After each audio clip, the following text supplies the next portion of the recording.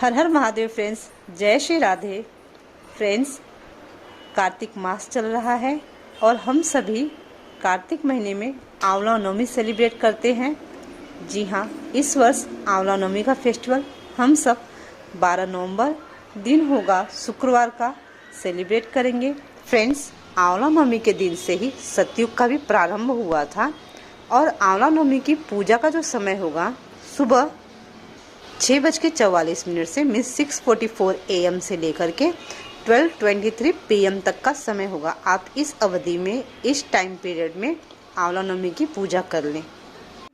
आज इस वीडियो में मैं आपके साथ आंवला नवमी किस प्रकार से आपको सेलिब्रेट करनी चाहिए, पूजा किस विधि से करनी चाहिए और कुछ पौराणिक कथाएं हैं वो शेयर करने जा रही हूँ। उसके पहले मेरी आप सबसे रिक्वेस्ट है, प्लीज़ वीडियो को और भी डिवोटी से शेयर जरूर करें। फ्रेंड्स, आंवला नवमी के दिन प्रातः समय में सुबह सुबह अर्ली मॉर्निंग जाग करके स्नान करना चाहिए सूर्योदय से पहले। उसके बाद अगर पॉसिबल हो, आंवले का पेड़ आपके आसपास में कहीं हो या अपने घर में लगाया हो तो वहाँ जा करके आपको उनके नीचे सर्वप्रथम थोड़ा सा गंगा जल से या प्लेन वाटर से उनको अर्घ देना चाहिए, जल प्रदान करना चाहिए। फिर थोड़ा कच्चा गाय का दूध भी चढ़ाना चाहिए और उसके बाद अगेन आप जल चढ़ाएंगे। जिस प्रकार से हम हमेशा पूजा करते हैं उसी पीपल के वृक्ष की सेम विधि से हम आंवले के पेड़ की भी पूजा करेंगे और उनके नीचे आप तिल के तेल का दीपक या फिर गाय के घी का दीपक जला सकते हैं और उनको कुछ भोग लगाना चाहिए।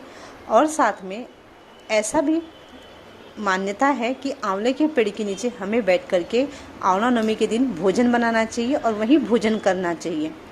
अब आज के टाइम में इतनी सारी चीज़ें पॉसिबल नहीं है अगर, तो आप क्या करेंगे, अगर आपने गमले में आंवले जी को लगाया तो आप वहाँ पे सारी चीज़ें कर सकते हैं या फिर आप आंवले का फल खरीद करके ले आइए। फॉर एग्जांपल आपने 4 फल खरीदे तो आप चारों फल को नीचे रख करके उस पर प्रभु श्री हरि की फ़ोटो रख दें और माता लक्ष्मी की फ़ोटो रख दें या फिर मूर्ति है तो मूर्तियों को रख करके उसके ऊपर फिर आंवले की और साथ में माता लक्ष्मी प्रभु श्री हरि की पूजा करेंगे। मैं एक बार फिर से एक्सप्लेन करती हूँ। आपने अगर आंवले खरीद करके लाए हैं तो आंवलों को अपने मंदिर में रखिए। उनके ऊपर आपको प्रभु श्री हरि माता हरिप्रिया की फ़ोटो या मूर्ति को बहुत ही संभाल के अच्छे तरीके से रखनी है और उसके बाद उनकी पूजा करनी है और साथ में आप आंवले का भोग भी लगाएंगे माता और प्रभु को। उसके बाद में तब आप प्रभु को जो भी भोग लगाना चाहते हैं भोग लगा करके फिर आप खुद अन्न ग्रहण करेंगे, आप खुद भोजन करेंगे। ये विधि होती है आंवला नवमी के पूजा की सबसे सरल विधि, मैंने आपके साथ एक्सप्लेन की। आंवला नवमी क्यों सेलिब्रेट करते हैं उसके पीछे कुछ पौराणिक कथाएं हैं, मैं उसमें से आपके साथ एक या दो से बता देती हूँ। सबसे पहली कथा इस प्रकार से है। एक बार माता लक्ष्मी मन में आया कि क्यों ना वो प्रभु श्री हरि और भोले बाबा दोनों जन की पूजा करें। तो उन्हें याद आया कि भोले बाबा की पूजा तो हम बिल्वपत्र से करते हैं, प्रभु श्री हरि की पूजा हम तुलसी दल से करते हैं।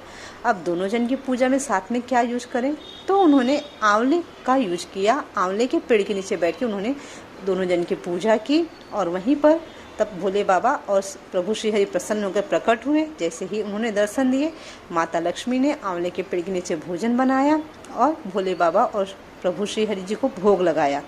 इस तरह से आंवला माता लक्ष्मी को बहुत प्रिय, प्रभु श्री हरि को भी बहुत प्रिय फल है। आंवले का भोग हम सभी देवी देवताओं को, प्रभु श्री हरि, भोले बाबा, माता पार्वती सभी को लगा सकते हैं। और फ्रेंड्स, एक और इसमें पौराणिक कथा है कि एक साहूकार और उसकी वाइफ थे।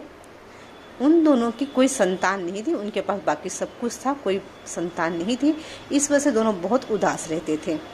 एक दिन जो साहूकार की वाइफ थी उसके फ्रेंड ने उसको बोला कि तुम एक काम करो, काल भैरव के मंदिर में जा कर के या फिर काल भैरव के नाम से तुम किसी बच्चे का या बच्ची का बलि दे दो। ऐसा करने से मैंने सुना है कि संतान हो जाती है। अब साहूकार की वाइफ ने सोचा मुझे ऐसा करना चाहिए, तो उसने क्या किया ना, उसको एक छोटी सी बच्ची दिखाई दी। उसने उस बच्ची को लिया और ले जाके कुएं में डाल दिया, काल भैरव के नाम से बलि दे दी। सोच के मैं बलि दे रही हूँ ताकि मुझे संतान हो जाए। अब ये महापाप हुआ, क्योंकि हमें किसी भी बालक की हत्या नहीं करनी चाहिए। तो हत्या हो गई ना, पुण्य कहाँ से हुआ, उसका निगेटिव फल उसे मिला, निगेटिव इफेक्ट उसके ऊपर आया कि उसे कुष्ठ रोग हो गया और फिर वो बीमार हो गई। और उस रात में जिस बच्ची को उसने कुएं में डाल दिया था उस बच्ची की आत्मा भी उसको, प्रेत आत्मा भटक भटक के उसको परेशान करने लगी। तब साहूकार ने पूछा कि ऐसा क्या हो गया, ऐसा क्या अपराध हो गया जो तुम इतनी प्रॉब्लम फेस कर रही हो। तब साहूकार की वाइफ ने उसे बताया कि मैंने उस बच्ची को ऐसे ऐसे कुएं में डाल दिया था काल भैरव के नाम से बलि देने के लिए। साहूकार ने उसे बोला ये तो महापाप है। शास्त्रों में बताया गया है गौ हत्या, ब्राह्मण की हत्या और बालक की हत्या, ये तीनों हत्याएं ब्रह्म हत्या होती है, महापाप होता है और ऐसे पापियों को कहीं पे भी क्षमा नहीं मिलती है, क्षमा नहीं करना चाहिए। तो अब तुम्हारा जो पाप है इसको क्षमा पाने के लिए तुमको क्या करना चाहिए, गंगा जी के नदी तट पे जाओ, जाकर के वहाँ तपस्या करो, गंगा मैया की पूजा करो, वही तुम्हें अब इस पाप से उद्धार तुम्हारा कर सकती है। साहूकार की पत्नी ने भी सेम वही किया जो उसके हस्बैंड ने बोला था। वो वहाँ से गंगा तट पर गई, जाकर के वहाँ बैठ गई, रोज़ वहाँ पे वो गंगा मैया की पूजा करने लगी और वहीं रहने लगी। कुछ दिन बाद में ना गंगा मैया खुश हो गई और गंगा माता ने एक वृद्ध स्त्री का रूप लिया, मिस ओल्ड लेडी का रूप लेकर के आई और उससे बोली कि देखो तुम एक काम करो, तुम यहाँ से व्रत चली जाओ और वहाँ पे आंवले का बगीचा है, तुम वहाँ जाकर के आंवला नमी आने वाली है, उस दिन आंवले के पेड़ की पूजा करना और सारी विधि बता दी, इस विधि से सब कुछ करना, तुम इससे तुम्हारे पाप का उद्धार हो जाएगा। और साहूकार की वाइफ ने आकर के अपने हस्बैंड से सारी बातें बताई कि मुझे एक वृद्ध लेडी ने ऐसे बोला। साहूकार ने बोला तुम्हें करना भी ऐसा ही चाहिए। फिर साहूकार की पत्नी ब्रज चली गई, जाकर के वहाँ पे उसने आंवला नवमी के दिन सारे रिचुअल्स फॉलो किए, रूल्स सबके सब रूल्स फॉलो किए और उसके व्रत के प्रभाव से, पूजा अर्चना से भगवान प्रसन्न होकर के उसके सारे कष्टों को हर लिया प्रभु ने और वो सुंदर सी स्त्री के रूप में अगेन हो गई, उसकी बीमारी दूर हो गई और फिर वो अपने घर आ गई। कुछ समय के बाद में उसे संतान की प्राप्ति हुई। फ्रेंड्स, ये थी दूसरी पौराणिक कथा। आई होप आप लोग को अच्छी लगी होगी, अच्छी लगेगी ही। हमारी पौराणिक कथाएं बहुत सुंदर होती है, हमें उससे बहुत कुछ ज्ञान मिलता है।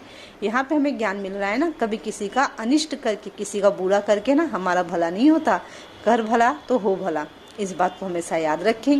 और फ्रेंड्स, आंवला नवमी के दिन शास्त्रों में ऐसा उल्लेख है कि आप जो भी दान करते हैं या जप करते हैं, तप करते हैं, उसका आपको अक्षय पुण्य मिलता है, क्योंकि इसे अक्षय नवमी भी कहा जाता है।